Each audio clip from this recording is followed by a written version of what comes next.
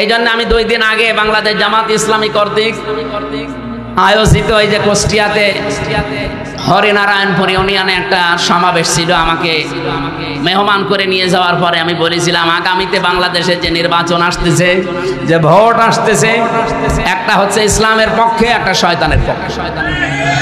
এ কথার ভেতরে ভুল আছে, কারণ আল্লাহর আইনের পক্ষে আমরা অনেকেই এখন ইসলামী দল যারা সব এখন ভোটের বাক্স একটা দেওয়ার সিদ্ধান্ত নিয়েছি।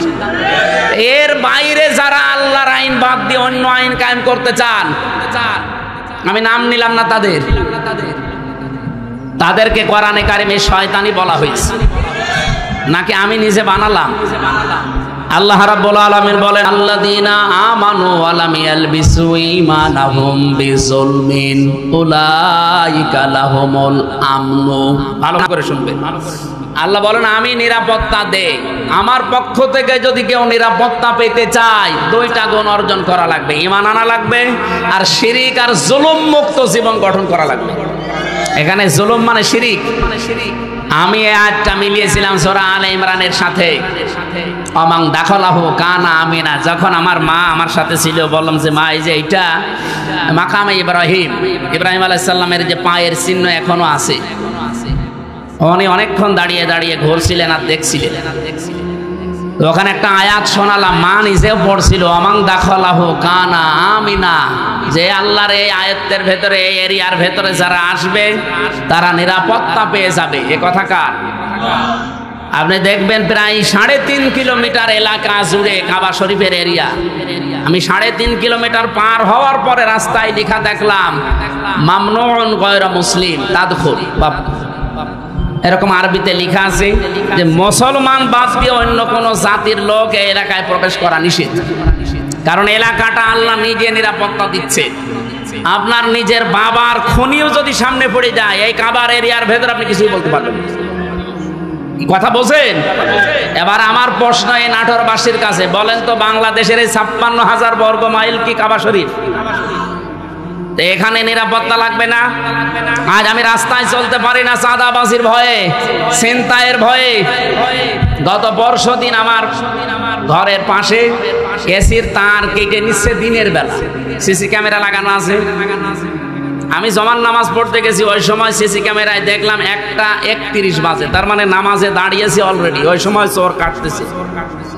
একটা তার কেটে ও হয়তো নেশাখোর কয় টাকায় বিক্রি হবে? 200-300, অথচ ওটা লাগাতে 7,000 টাকা লাগবে। ও কাটতেছে, আমি 30 সেকেন্ডের ভিডিও ওসি সাহেবকে বললাম এই যে দেখেন তো। ও তো জানে না যে ক্যামেরা লাগানো আছে, ও ধান্দায় কাটতেছে। ওসি সাহেব বলছে ঠিক আছে আমি শনাক্ত করতে পেরেছি, দেখছি। আল্লাহ বিকালে বলছে হুজুর ধরে ফেলেছি। বেকালে ধরা পড়ার পরে জিজ্ঞাসা করলাম কি? বলছে আচ্ছা করে পিটালাম। বলছে এর আগেও 2 বার কেটেছিলাম। তার মানে ঠিকই বলেছে, এর আগেও 2 বার কেটেছি। কি করলেন? বছরে চালান দিয়ে জেলে পাঠিয়েছে। এই যে এই লোকটা দিনের বেলায় আমার নিরাপত্তা নেই, আমার জিনিসে চুরি হয়ে যাচ্ছে।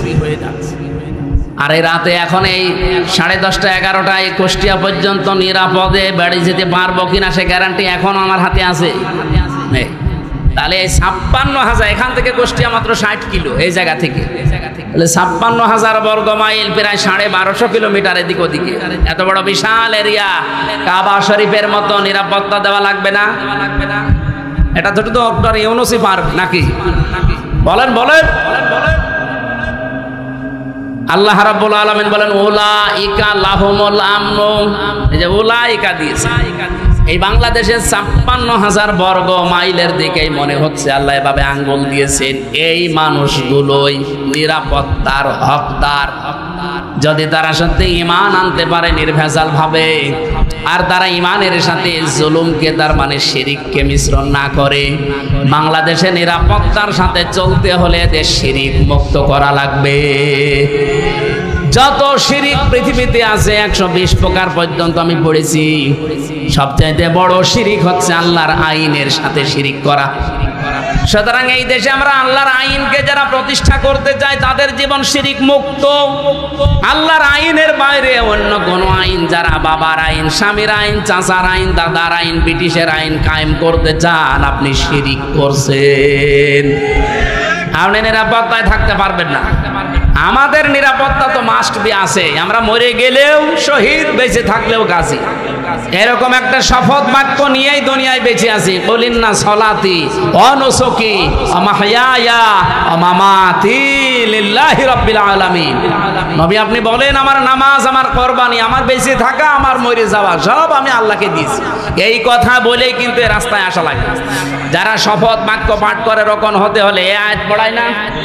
যারা পড়িয়েছে আপনি জিজ্ঞাসা করেন, আমারে তো পড়িয়েছে, আমারে আমিরে জামাত জেলখানায় পড়িয়েছে। বলছে এখানে পড়িয়ে দিলাম, বাইরে যেয়ে নতুন করে ঝালাই করবা। এসে আমি আবার এই 7-8 মাস পড়াশোনা করে পরীক্ষা দিয়ে ঝালাই করে আমাদের কেন্দ্রীয় মেহমান মোবারক ভাই এসে আমারে বলছে বলো করিন না সলাতে, অথচ এই আয়াত সেই ছোটবেলা থেকে পড়ছি। তো ওই দিন পড়ার পর থেকে একটা আলাদা জিনিস আল্লাহ আমাকে দান করেছে। বলেন সুবহানাল্লাহ। আমার ভাইরা, আমি যে কথাটা তুলে আনতে চেয়েছিলাম, বাংলাদেশে এই 54 বছরে এখনো পর্যন্ত আল্লাহর বিধান একটাও চলছে না।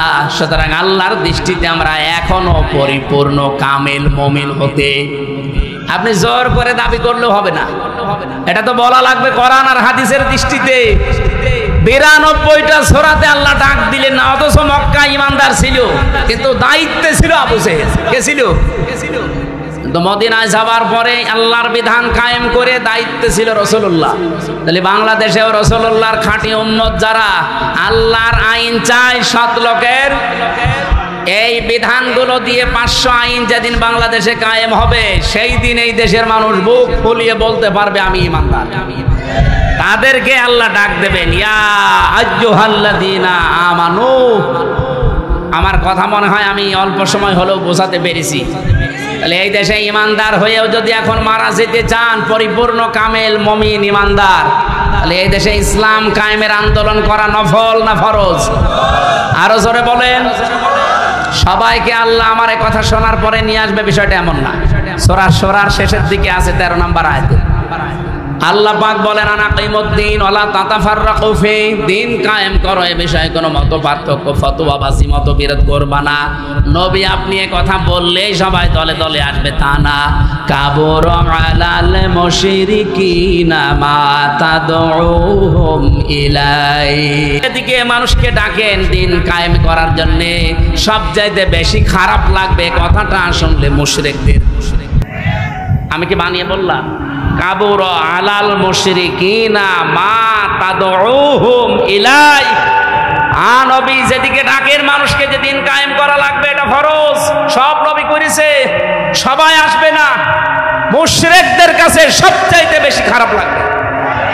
তা আমরা দিন কায়েমের কথা বললে আপনি ট্যাগ দেন কোন কারণে? আপনি কি মুশরিক? আপনি মুশরিক না, আপনি আসতেও চান না কেন? সে কথাও আল্লাহ পরে শেষের দিকে দিয়েছে। আল্লাহু ইয়াজতাবি ইলাইহি মাইয়াশা ওয়া ইয়াহদি ইলাইহি মাইয়ুনিব। আল্লাহ যাকে ভালোবাসে, পছন্দ করে, শুধুমাত্র তাকেই দিন কায়েমের জন্য মনোনীত করে।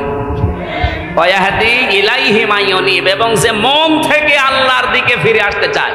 সুতরাং বাংলাদেশে এই 18 কোটি মানুষের ভেতরে গত পরশু দিনের একটা জরিপ বলছি, এখন প্রায় 7 কোটি 20 লাখ মানুষ অন্তত ডাইরেক্ট ইনডাইরেক্ট ভাবে দিন কায়েম হোক এটা চাচ্ছে। 18 কোটির ভেতরে 7 কোটি 20 লাখ। আমি আশা করছি আর 1 বছর যেতে দেন, যদি ডবলও হয়ে যায় তাও কত কোটি হবে? 14 কোটি 40 লাখ। বাকি যারা আছে কিয়ামতের আগেও আর আপনাদের আশা স্বপ্ন পূরণ হবে না। এই জন্যে ফজর মতো, হাবিবের মতো, হারুন ভাইয়ের মতো মানুষকে লাগিয়ে দিয়েছে। এরা এই 15.5 বছরে কোনোদিন এদের মুখে রাজাকার রাজাকার শুনি না, আল বদর মৌলবাদী শুনি নাই। হঠাৎ করে এদেরকে লাগিয়েছে এই কারণে, কারণ আমি নিজে তাদের সাথে দেখেছি, তো তারাই গোপন কথা আমার বলে দিয়েছে। 3 বছর ছিলাম একাধারে, তাদের বহু গোপন কথা আমি জানি। এতদিন বলে না, এখন হঠাৎ করে এই ভাঙা বাইক বাঁচিয়ে বাংলার মানুষকে বিভ্রান্ত করতে চাচ্ছেন। তারা ভালোভাবে জানে যে যেভাবে আসতেছে মানুষ ইসলামের দিকে, একামতে দিনের দিকে, এভাবে যদি ঝুঁকতে থাকে, আর একবার যদি 300 এমপির ভেতরে 151 জন আল্লামা সাইদি সাহেবের মতো, মাওলানা নিজামের মতো, আলিয়া হাসান মোহাম্মদ মুজাহিদের মতো মানুষ মাত্র 151 জন এবার চলে যেতে পারে, ওরা 5 বছর লাগবে না, 1 বছরে যা করেছে, আর ক্ষমতা হাতে পেলে 2 বছরে ওরা যা করবে কিয়ামত পর্যন্ত আমরা চেয়ারের মুখ দেখতে পারবো। এইটাই বাস্তবতা। আমি একেবারে কাছে থেকে এই কথাগুলো শুনেছি, এটা ডেলিভারি দিয়ে দিলাম, আপনারা প্রচার করেন যা।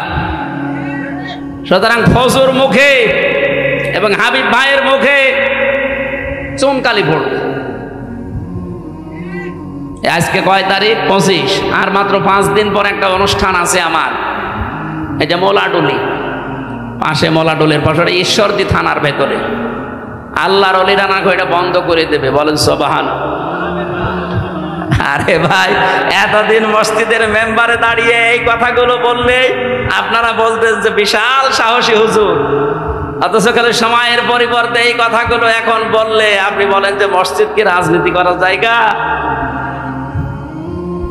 কি আশ্চর্য গো! মসজিদে যদি রাজনৈতিক কথা বলা না যায়, তো মসজিদে কি করবেন? আপনি মসজিদে নববীতে যান, এখনো মেহরাবটা আছে, ওখানে উপরে আজান দেয়, নিচে অস্ত্র রাখার জায়গা। মেহরাব মানে কি? অস্ত্রাগার, যেখানে অস্ত্র রেখে দেয়, ইমাম সাহেব তার উপরে দাঁড়ায়, খুতবা দেয়, জাতিকে সতর্ক করে। আর সেই মসজিদে এখন চাঁদাবাজদের বিরুদ্ধে, চরিত্রহীনদের বিরুদ্ধে কথা বলতে গেলে বলে মসজিদ কি রাজনীতি করার জায়গা? রাজনীতি কোথায় করবো? ঝড়ে জঙ্গলে। সম্মানিত উপস্থিতি, আমি মক্কা এবং মদিনায় সূরা নাযিল হওয়ার প্রেক্ষাপটে যতটুকু বুঝেছিলাম ডক্টর নোমান আলী খান হাফিজাহুল্লাহর বক্তব্য থেকে আমি ডেলিভারি দিয়েছি। আশা করছি আপনি বুঝেছেন। এবার আপনার বিবেকের বিষয়। এদেশে সত্যি সত্যি ইমানদার পরিপূর্ণ যদি আল্লাহর দৃষ্টিতে হতে চান, রাষ্ট্রীয়ভাবে ইসলাম কায়েম করার জন্য সর্বাত্মকভাবে চেষ্টা করা লাগবে। আর সবাইকে আল্লাহ নিয়েও আসবে না, আল্লাহ যাকে পছন্দ করে এবং যে মন থেকে আসতে চায় তাকে দিয়ে আল্লাহ এই কাজ করাবে।